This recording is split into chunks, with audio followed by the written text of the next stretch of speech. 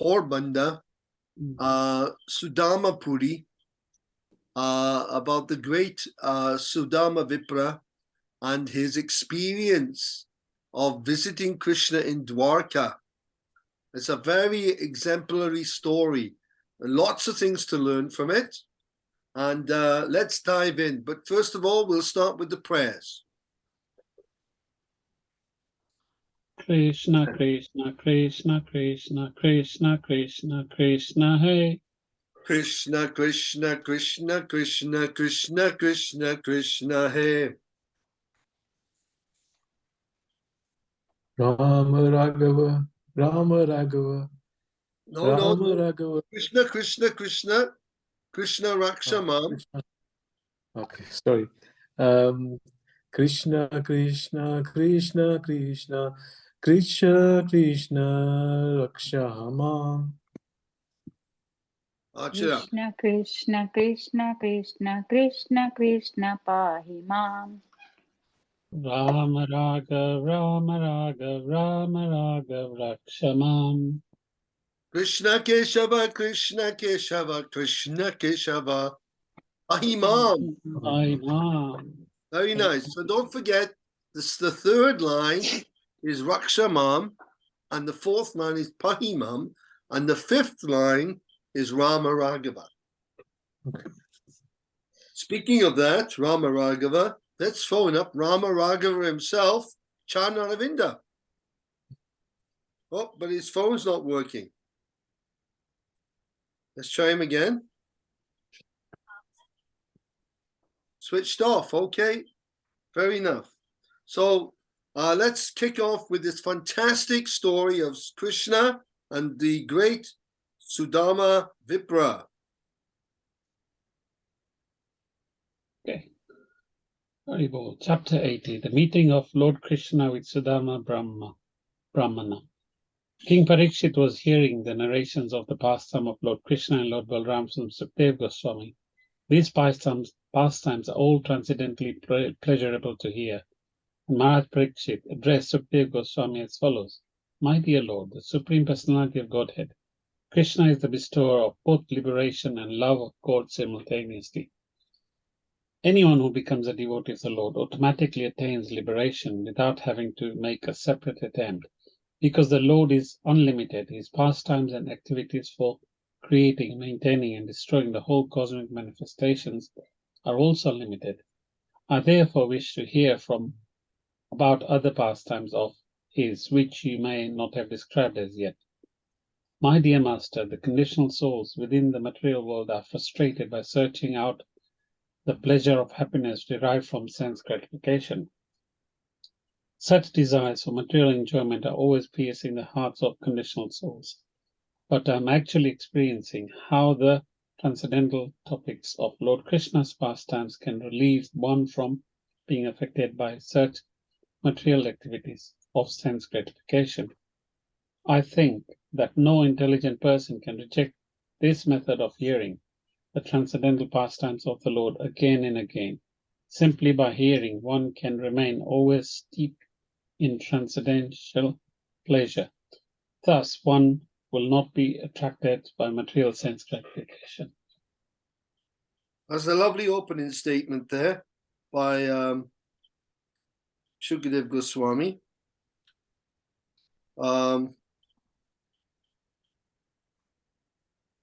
Maharaj Parikshit is stating this, sorry. Maharaj Parikshit here, he's a greatly self-realized soul, of course, being none other than the grandson. Who was he the grandson of? Maharaj Parikshit was the grandson of, well, who was his dad? He was a great Maharathi in the Mahabharat war. His name began with A. Arjuna? Aswatthama.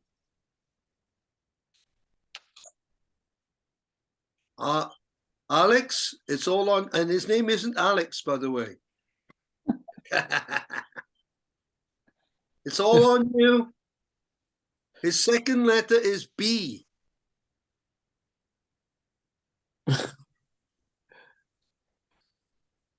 I'm not going to The guess. third letter is H-I.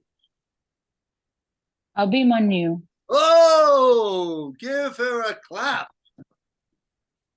Give that lady a battery immediately. Yeah, Good then. Abhimanyu. You deserve a tipler with Meti. Woohoo! Oh. Meti tiplers are very nice. With So garam, Abhimanyu was son of Arjun, isn't it? yes, you see, Abhimanyu was the husband of Uttara. Uttara was the sister of Uttara Kumar, and Uttara Kumar was the son of a great king where the Pandavas were in hiding. When they went in hiding for the last year of their absence from the palace of the Kurus, when they were in the forest, they were in hiding. They stayed with a great king called Virat,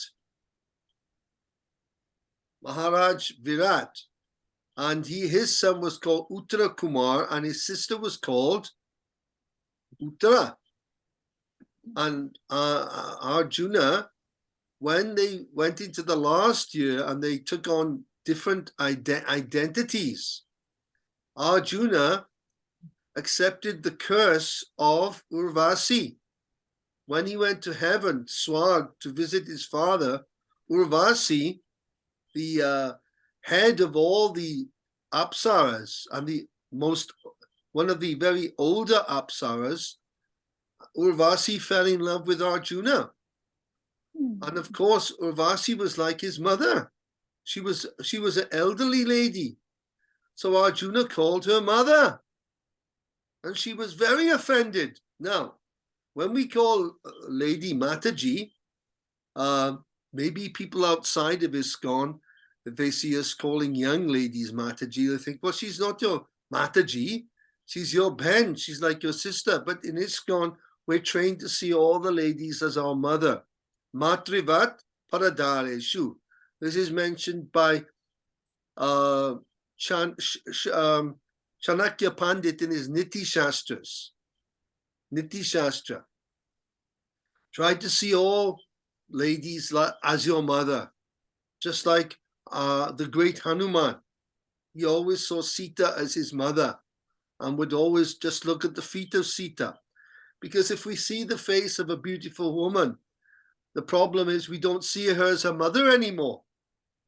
As a man, it's difficult. Maybe women can't understand, but as a man, I can tell you now, as soon as you see the face of a beautiful woman, you don't see her as mother, you see her as an object of enjoyment. Isn't this right, Alex? Can be. I definitely would say yes. Again, it depends on how you see. No, but in general, I'm talking In general. generalization here. Yeah, I think it depends on how you've been raised.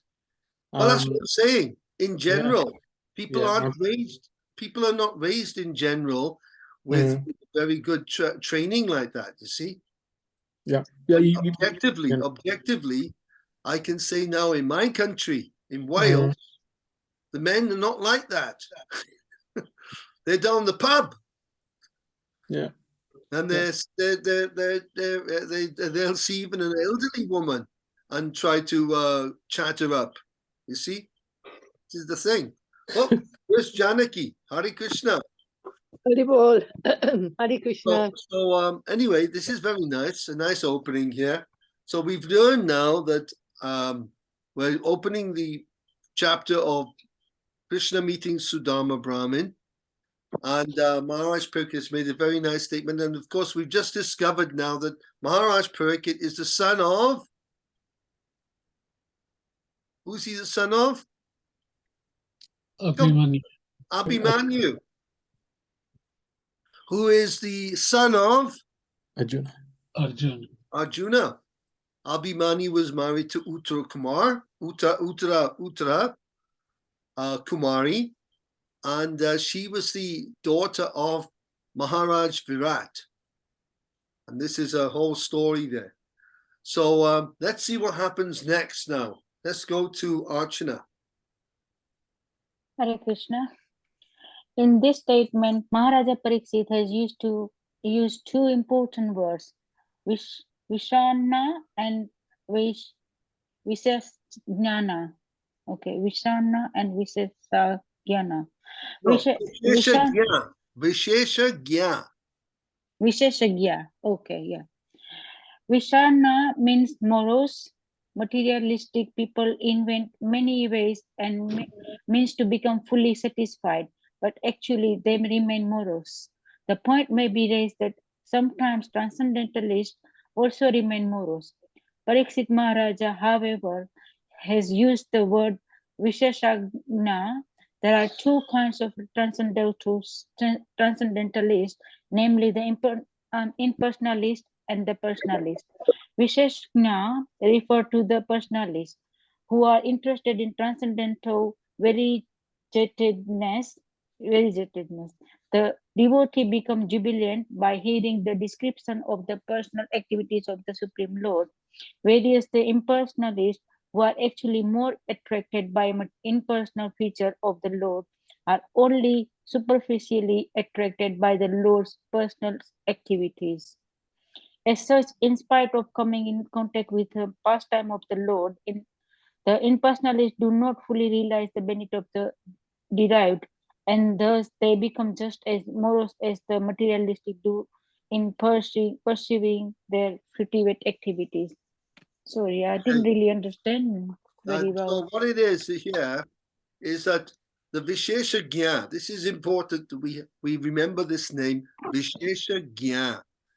Those who are, Vishesh means varieties, like in Prabhupada's Pranati. In the third line of the second part, Nirvishesha Shunyavadi. Oh yes, Nirvishesha. Yes. Nirvishesha. So Nirvishesh means impersonalist, that they negate all the variety.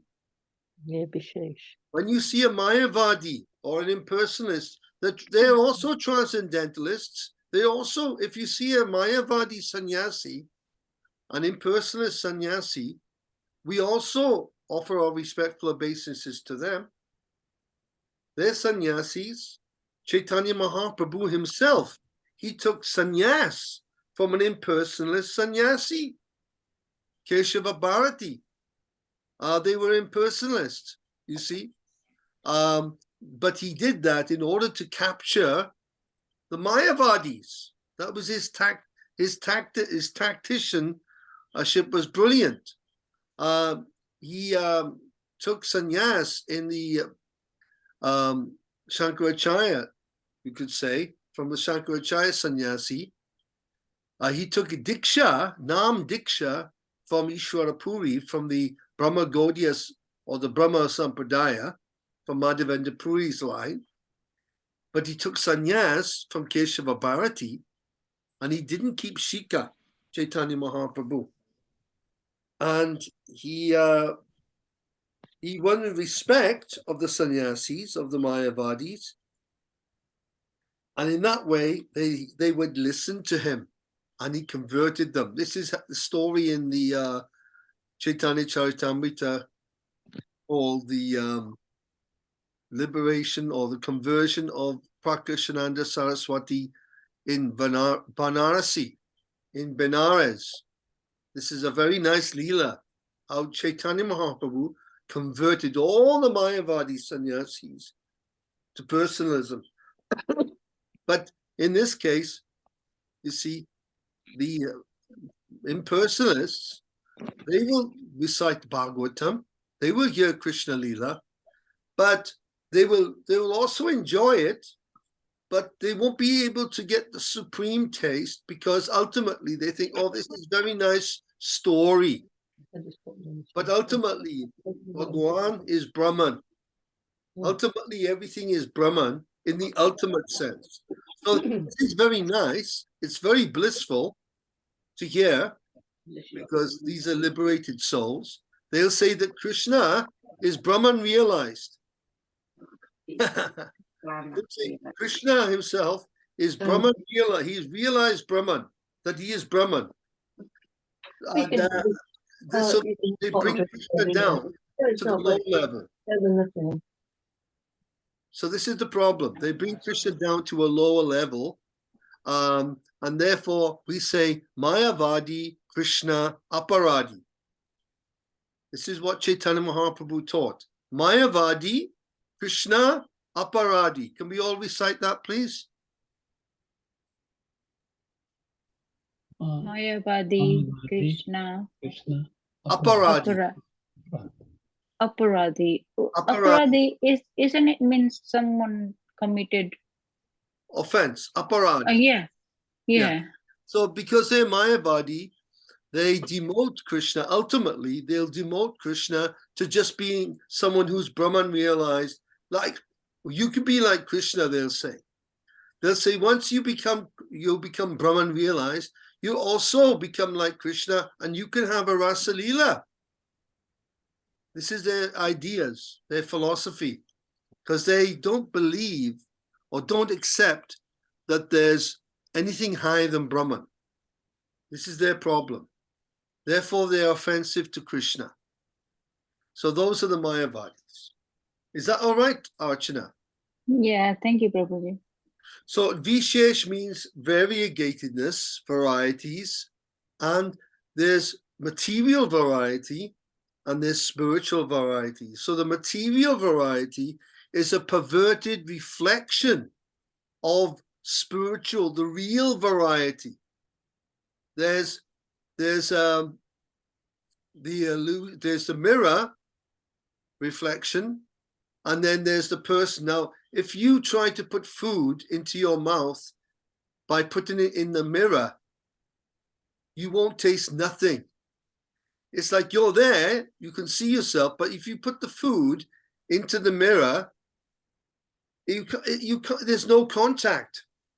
So our problem in the material world, Prabhupada writes, is that we've lost contact with ourselves. We've lost contact with our very intrinsic, essential nature. We've lost contact. And therefore, whatever we're doing, we're not finding satisfaction.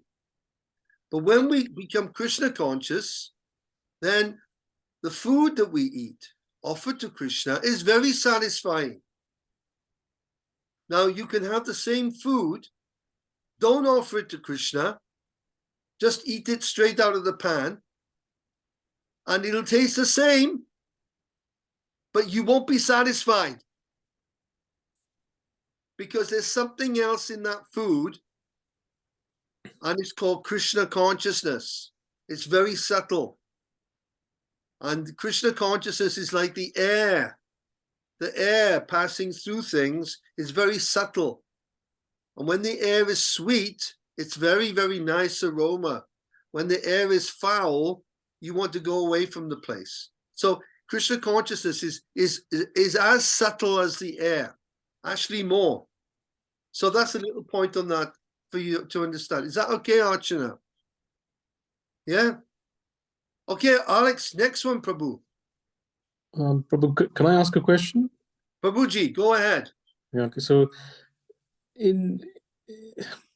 from my understanding, so if you are materialistic, there's a range of that. For instance, if you're a Mayavadi and you understand Satchitana Ananda and you don't take Krishna as a Vigraha, as the form, then it's a different level to someone who is materialistic and is not on a transcendental form, right? So when you say Mayavadi, then that takes on from all the spectrum of people who are along that levels, right? Because So it's even people who are agnostic. When you say Mayavadi, you're taking people who are materialistic in terms of pleasure seeking in this material world Yeah, up to there's two categories. Prabhupada said this. You're right. There are two categories of Mayavadi. Mhm. One isn't offensive to Krishna, the other one is. So the Mayavadi who is absorbed in Maya, Mhm. the karmis, try to enjoy the Gnostic people, the agnostic people, people who are absorbed in pursuing material goals only. Mhm. Nothing wrong with the material goal, but when it's only that, there's a fault. So Yeah. those are Mayavadis, and they're not offensive to Krishna though. Mhm. The other ones, they make a whole philosophy how to take Krishna out of the picture. So, and replace it with themselves as the Purusha in the form of Brahman. Mhm. So those Chaitanya Mahaprabhu said, those class of Mayavadi is Mayavadi, Krishna, Aparadi. Okay. Okay, Prabhu. Sorry. King, I'm just trying to find out. In this statement, are we on? In this statement, Maharaja Parikshit has used two important words. King Parikshit Paragraph continued. after this. Okay, King Parikshit continued the ability to talk can be perfected only by describing the transcendental qualities of the Lord. The ability to work with one's hands can be successful only when one engages himself in the service of the Lord with those hands. Hare Krishna. Similarly, one's mind can be peaceful only when one simply thinks of Krishna in full Krishna consciousness. This does not mean that one has to have very great thinking power. One has to understand simply that Krishna, the absolute truth, is all pervasive by his localized aspects of Paramatma. If one can simply think that Krishna as Paramatma is everywhere, even within the atom, then one can perfect the thinking, feeling, and willing functions of the mind. The perfect devotee does not see the material world as it appears to material eyes, for he sees everywhere the presence of his worshipable Lord in his Paramatma feature. Hare Krishna. Oh, very nice. Paramatma realization. Paramatma realization is very high. People often think, well, it's just a Paramatma. This whole material world is functioning on the presence of the Paramatma. Without Paramatma, nobody can exist in the material world. Without the Paramatma, the living entity can't take on a material form, because it's the Paramatma who's constantly guiding the soul, whether he's in the body of a human being, a demigod, or an insignificant insect. The instinct of an animal, that is Paramatma. The instinct of a bird to know which way to fly to transmigrate to another part of the world or migrate is the Paramatma. Paramatma is running the whole show. And as explained in Bhagavad Gita 15:15, where Krishna says, I'm seated in everyone's heart. Here, he is personally giving his darshan as Paramatma in the Purushottam Yoga of Bhagavad Gita 15:15. Who can find Bhagavad Gita 15:15 really quick? Who's going to find it first? Bhagavad Gita 15:15. Oh, hang on. Yeah, Janaki's talking. Unmute.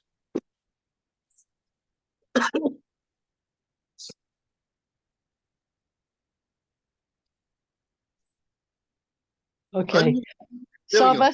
Sarvasichaham Hridi Sanivishto, Matak Smriti Gyanam Apohanam Cha, Vedascha Saver Hameva Vedyo, Vedanta Krit Vedavid Eva Chaham. Is that right? I Is that am. right? Yes. Okay. I am seated. I'm seated in every. I can't remember the exactly. Oh, I'm seated in everyone's heart as Savashicha Humpriti Sanivishta. For go me, on. Arch. knowledge, remembrance, and forgetfulness. By all the Vedas am I to be known. Indeed, I'm the knower of the Vedas. I'm the compiler of the Vedas, the knower of the Vedas. And oh, I've forgotten it. I am the compiler of the Vedas. And Oh, I'm I the can't knower of remember. Vedanta. And yes, that's it. Thank you. Go on, Archana, you give us the full one. I'm Sorry. seated in, sorry, I haven't got it by heart. So you said Oh, by no, heart, go on Master, then. just a Jai second. Shri Krishna Prabhu.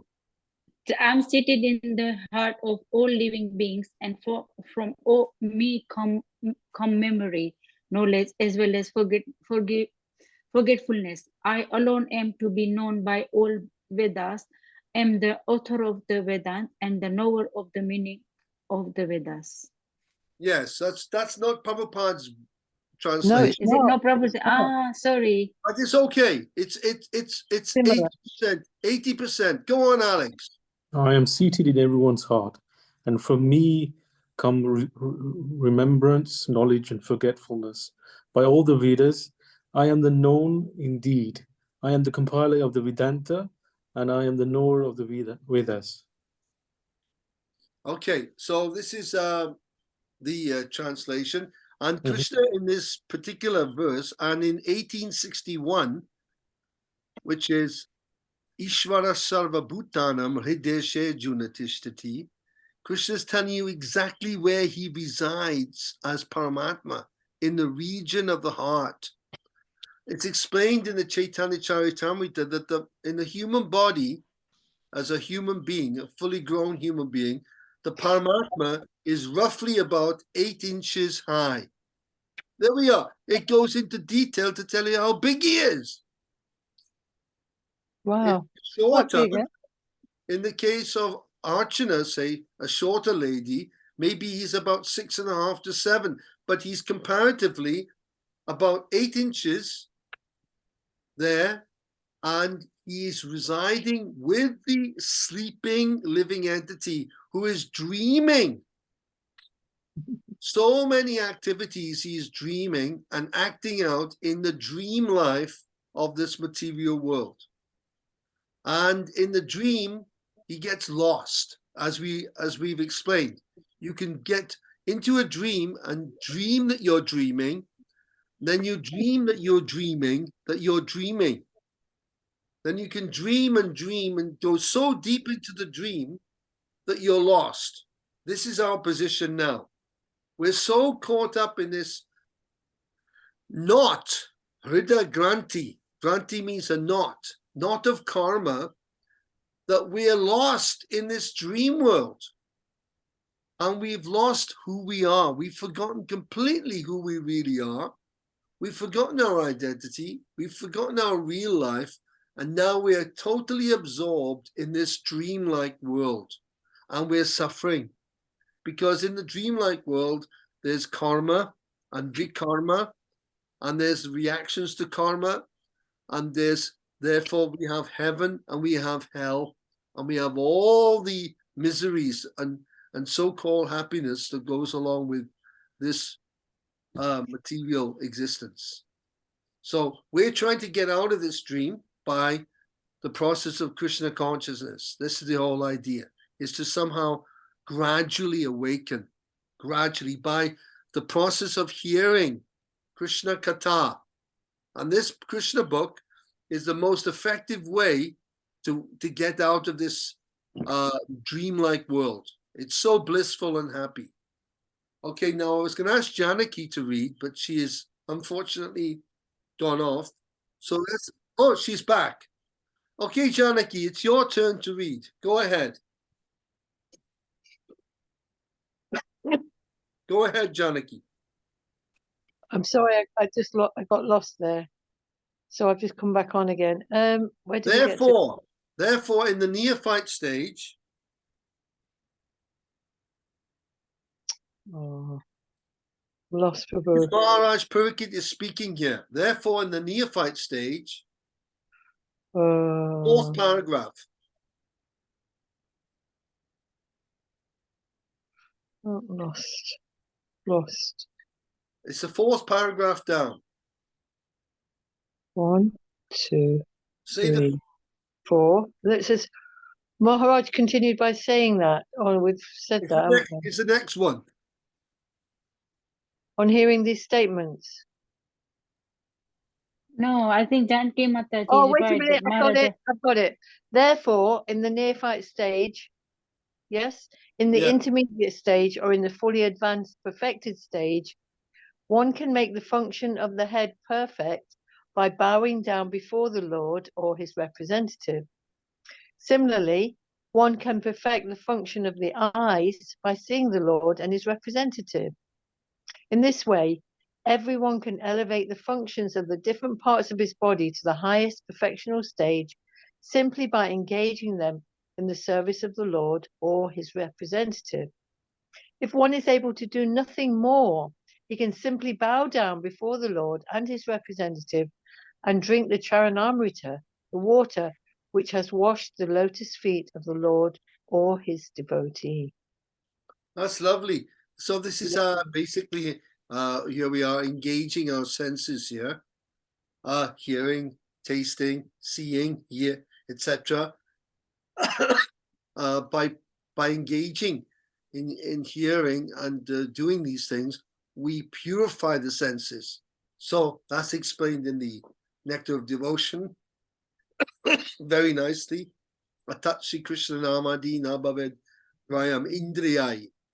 So we engage these senses in Krishna consciousness. Luckily, because a pure devotee, a liberated soul, has descended amongst us and given initiation to so many fortunate people and given darshan to so many fortunate people like Janaki.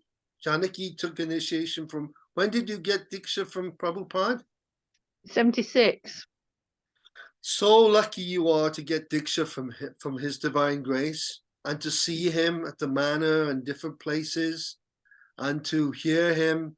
And, you know, it's this just by seeing, and we're seeing Prabhupada in his books, in his lectures, in his videos, in our dreams.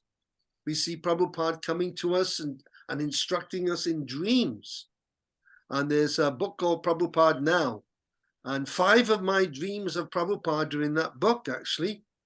So if you ever get a chance to read Prabhupada Now, check out my dreams. Did you write the book? No, it was produced by somebody, and a devotee wrote to me and said, Sakya, you've had so many dreams of Prabhupada. Why don't you tell them? So I sent it off to the devotees who were producing the book, and they published. I thought maybe they'll put one in. They published a lot. Tell us one then, Prabhu. Tell us one. I was in New York in 1989. I was January, New York. I'd been in Atlanta for a few months, and it must have been January, February. It was snow anyway. It was cold, and we were distributing books there. And I was on my way to Montreal to meet a devotee called Kripa Nidhi, who was a temple president. And that night, one night anyway, a devotee who was a disciple of Veerabahu Prabhu from South America. His name was Ladini Shakti. His job was driving a yellow taxi, the famous New York yellow taxi. So he used to distribute books as well, but he would also drive his taxi. And he gave me a gift called Prabhupada, What Prabhupada Said and the Guru and What Prabhupada Said. It just been published. And that night I dreamt that I was walking up the top of one of the other temples. I was in Brooklyn at the time. I was walking up a skyscraper temple with devotees, and we were walking up lots of stairs in the dream. And we got to the top. And when we got to the top, we were on the roof. And it was flat, and there was wires going around the side to stop you falling over. There wasn't a wall. It was just wires there. And Prabhupada was there. And I was there with Prabhupada's disciples, and I was standing there. And there was sannyasis and kids and grihastas and lots of on the roof. And it was in the dream. I said, "Oh, I'm here.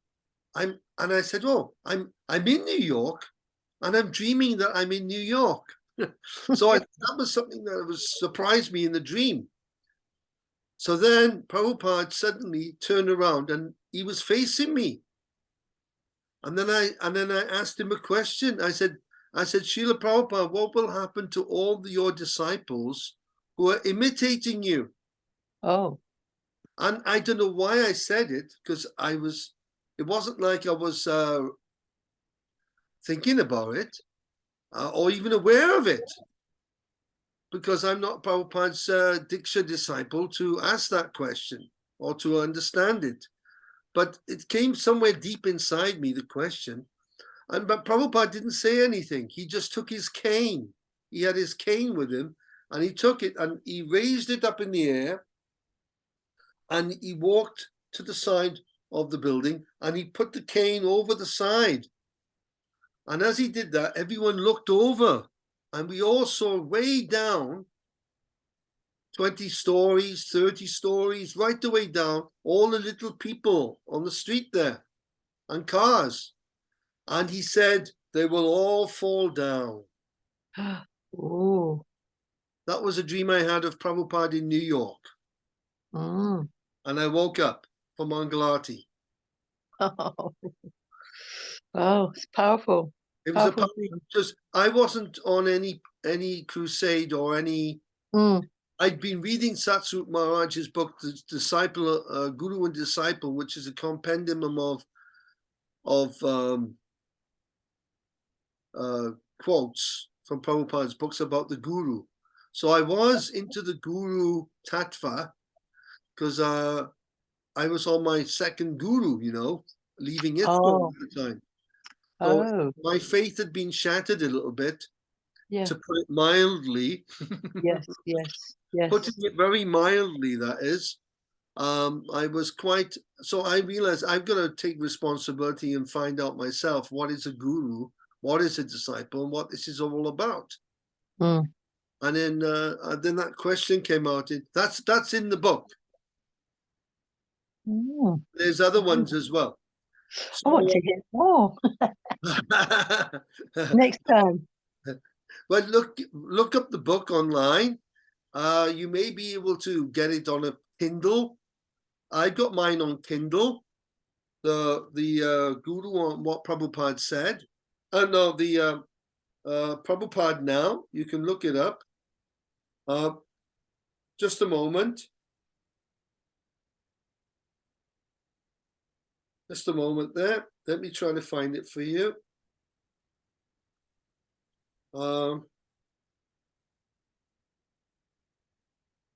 There it is. Mm. Prabhupada Now. Prabhupada Now, it's called. And they very kindly gave me, I don't know, a big section to put all the dreams in. They put all of them in. So I was very surprised. I was obviously very, very, I was very happy to see the dreams there as well. So let's go now to Jai Shri Krishna Prabhu, and he'll give us the next part of the story. I don't know, the book that we have is not the same paragraph that was read by Janki Mataji. I see. Are you reading from the book itself? Yeah. And what about Janaki? I'm reading from on my phone. She's reading from Vedabase, which may be the old version. I've not got. It's not Veda. It's not even Vedabase. It's an app. I've got an app on my phone with books on. Okay, carry on, Jai Prabhu. Okay. So carrying on from where Alex left. There was a very nice a very nice Brahmin.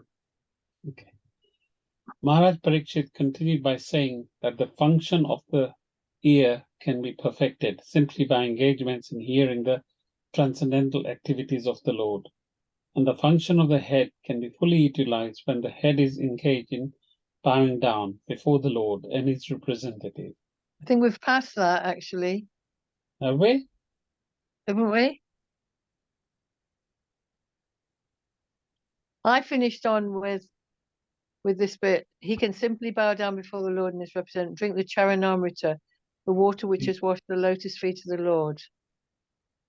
And then the next one should have been on hearing these statements of Maharaj Okay. Parikshit. All Yeah. right, I'll start from there. Okay. On hearing the statements of Maharaj Parikshit, Sukdev Goswami was overwhelmed and devotional ecstasy because of King Parikshit's advanced understanding of the Vaishnava philosophy. Sukdev Goswami was already engaged in describing the activities of the Lord. And when asked by Maharaj Parikshit to describe them further, he continued to narrate Srimad Bhagavatam with great pleasure. Want me to continue? Go on, Archana. No, let Archana go. Okay.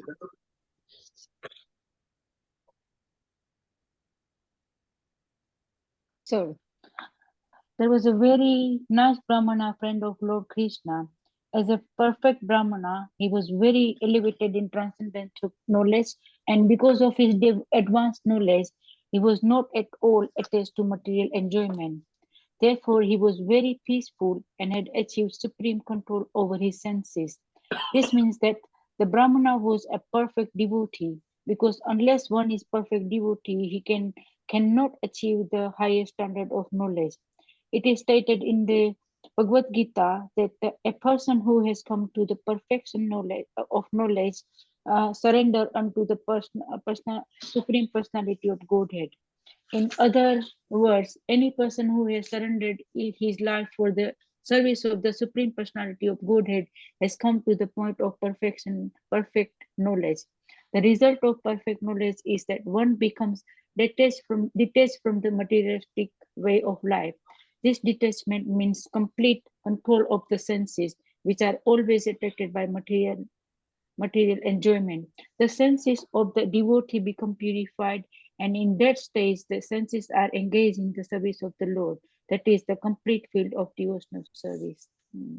Yeah, this Mayavadis and impersonalists, they'll see prasadam. If they give them a plate of prasadam, because they can't control their senses, they try to do artificially. They'll say, "Oh, I can't enjoy this. I don't want to enjoy this." So they'll merge the rice and the dal with the halava and the sweet rice. You see, and they'll mush it all up and they'll eat it like that, because they're they have no way to control their senses, so that they're not enjoying. They're trying to kill the enjoying spirit artificially. So we can't do that. We must enjoy. The living entity must enjoy. Must. By nature, we are enjoyment ourselves. We are Krishna's enjoyment. We are made for Krishna's enjoyment. So we must enjoy, because we ourselves are little drops of enjoyment. That's what the living entity is. And this is made clear in the Vedanta Sutra. Ananda Mayo Vyasat. Let's say that together. Ananda Mayo Ananda Mayo Vyasat. Vyasat. Abhyasat means Abhyasat. Okay. living entity is always looking for enjoyment, you see, by nature. So the Mayavadis, impersonalists, they try to get around that by artificially suppressing. But devotees, they'll see the nice rasgulla, they'll see a nice gulab jamun, they'll see a fabulous bakri made by Archana, and they offer to Krishna, and they will say, Sarirara Vidyajal, Chaitendriya Tehe Kahal, and they will thoroughly enjoy the prasad, because one can enjoy the Lord's mercy providing the Lord has enjoyed himself. So our prerogative and our privilege is that we are the secondary enjoyer. We are thus in a marital relationship. Is the wife and husband are enjoying, but the wife is considered in the relationship as a secondary enjoyer. She enjoys as much, if not more, because her husband has to go out working usually, and she's at home doing things and cooking and doing things that she likes to do, a bit of cleaning. The husband has to go out and do the hard graft. So both are enjoying, but in different ways. Similarly, the living entity and God, we both enjoy, but in different ways. The Lord is the primary enjoyer. Therefore, whenever we cook, you know, for Janaki, I'm sure every time you go in the kitchen, you know, immediately Krishna is there straight away. There's no secondary thought. As soon as we go in the kitchen, I'm sure Archana, you're thinking, oh, let me cook this nice thing for Krishna and offer it to Krishna. We're not thinking, oh, hang on a minute, what does that taste like? You know, just like when Jamuna went into the kitchen with Prabhupada in New York, and they were cooking for the wedding feast, and of Jamuna's wedding, I think it was. And anyway, and Jamuna was in with Prabhupada, and she was just, you know, she had something on her hand and she just tasted it to see if it was okay, how it is. And of course, you know, Prabhupada said, no, we don't do like this. We don't taste the food. The food is made for Krishna. Now, the perfect story of this is in the Ramayana with the Mataji with those lovely fruits. What are those fruits called? Bor in Gujarati. I don't know. Yeah. We call it bor. You're talking about sabri, yeah? Sabri, yes. And she was offering to Ram the food, but she was in such a high elevated position that she was able to even taste them first to see if they were sweet enough. And she would only give the sweet ones to him. Sweet ones, yeah. That's how elevated she was. She could even taste it without any sense of enjoying. That is pure devotion. You see? So the kitchen is a very important department in Krishna consciousness for expressing our devotion to the Lord, the kitchen. So anyone who's cooking for Krishna in the deity department in the temple or at home, they're very, very fortunate. Don't underestimate the power of cooking for Krishna. And I know that Jai Shri Krishna Prabhu is very expert in the kitchen. Washing the utensils. Alex is very good. Alex is a good cook. Did you know that? Yes, Alex, he's an expert cook, chef. So he's cooking for Krishna every day there.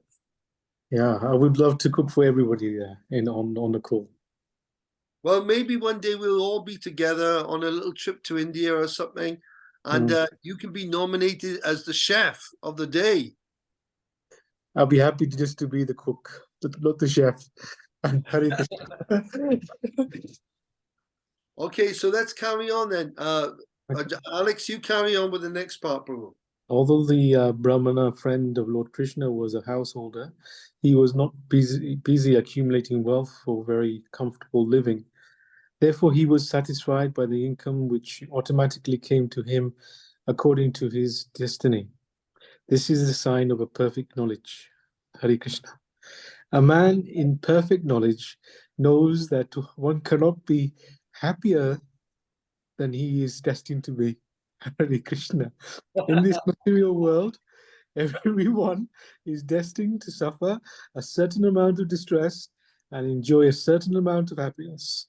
The amount of happiness and distress is already predestined for every living entity. No one can increase or decrease the happiness of the materialistic way of life.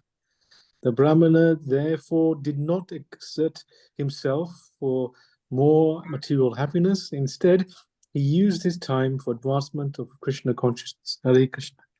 Externally, he appeared very poor, because he had no rich clothes and could not provide rich clothes for his wife. Because their material condition was not very opulent, they were not even eating sufficiently, and thus both he and his wife appeared very thin. The wife was not anxious for her personal comfort, but she felt concerned for her husband, who was such a pious Brahmana. She trembled due to her weak health, and although she did not like to dictate to her husband, she spoke as follows. Hare Krishna. Nice, very nice. This is what we learn from Sudama. One of the great lessons here is how to be satisfied with what we have, and that if we try to think, well, this isn't a good situation. Let me make a plan. Let me make plans to improve my present condition. What happens then? We may improve it. We may make a lot of money, for example, or we may improve our material associations. But along with that will come numerous other problems that will offset it to put you back in the position you were originally. So we may make advancements, but as with, there was one famous movie that we used to sell in the 1980s, starring Sanjeev Kumar, and it was called Yehi Zindagi. And we used to sell it from the temple. We used to actually give it to life members as well. And it was a story of a man in Mumbai. He won the lottery. And by winning the lottery, what had happened was, in order to win the lottery, he actually had to steal the money from the hundi in the house where his wife was keeping money for Krishna. So initially he stole Krishna's money and he won the lottery. So many thousands of rupees, 10 lakh rupee. And with that, he opened a dairy, Anand Dairy it was called. And then gradually he became so successful that he opened a hotel. Then he had a 3-star, then a 4-star, then a 5-star. Then he had a string of hotels and he became fabulously rich. But along with the wealth, Krishna kept coming back to him and talking to him. When are you going to give me my money back that you stole? What about this? And then along with all his success, problems started coming. And in the end, he was so sick. He had so many medicines. And it was a very good story, exactly exemplifying this point, that no matter what we do to try to improve our position in this world, even if we do it externally, make improvements or get a better situation, there's other things come in with that, like sickness or problems with children or this or that, or like there was people were stealing from his business. His daughter ran off with the horse. The guy who was looking after the horses. All kinds of things happened in the story to make his life as miserable as it was at the very beginning, if not more. So it was very, very instructive story. So we'll stop there because now Sudama is about to speak, and he's praying to Krishna and revealing his pure, unadulterated, and as Prabhupada used to like to say, unalloyed, pure Krishna consciousness in his prayers to the Lord. So we'll start off next week with, my dear Lord, I know that Lord Krishna, the husband is your personal. So we're going to carry on with this now, okay? Hare Krishna. We'll see you next week. Thank you for very much. inspiring Hare class. Krishna. Oh, Very inspiring. Thank you. Hare Thank you. Krishna. Rama Vipra ki jai. Okay.